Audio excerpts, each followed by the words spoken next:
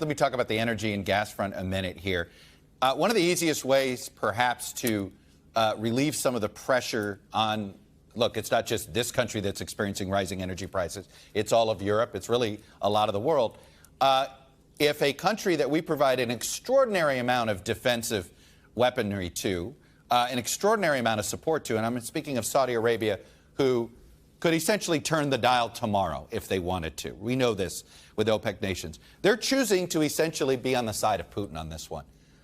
Should there be some consequences to this in our relationship going forward?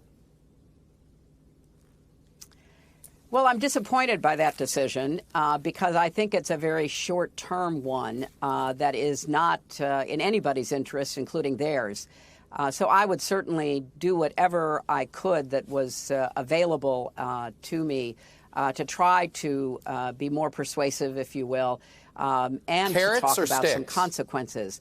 But well, I think you have to do carrot and stick, Chuck. I mean, I think that we're in an existential crisis right now, and the only positive that comes out of this horrific, unjustified, unprovoked assault on Ukraine, with the war crimes that are being committed on a daily basis by Putin's military, is that the world is now, I think, awake. Some are more awake than others, but everybody has to pay attention.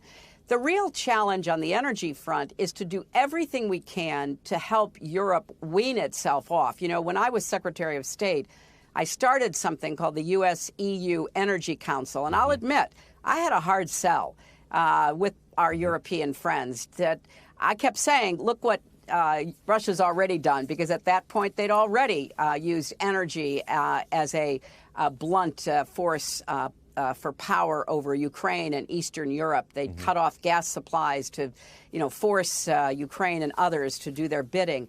And I made the case then, and now I'm delighted that everybody is back focused on this, because the more we can get Europe to understand it has to lead the way. Now, there are other problems. We've got, other big countries, China, India, for example, who are buying Russian energy, who are also, trying to figure out which side to end up on this. So this is the slow but important work of diplomacy, which Secretary Blinken and others in the administration are pursuing.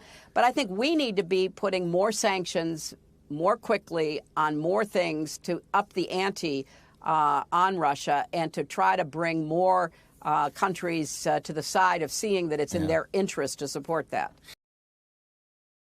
Thanks for watching our YouTube channel. Follow today's top stories and breaking news by downloading the NBC News app.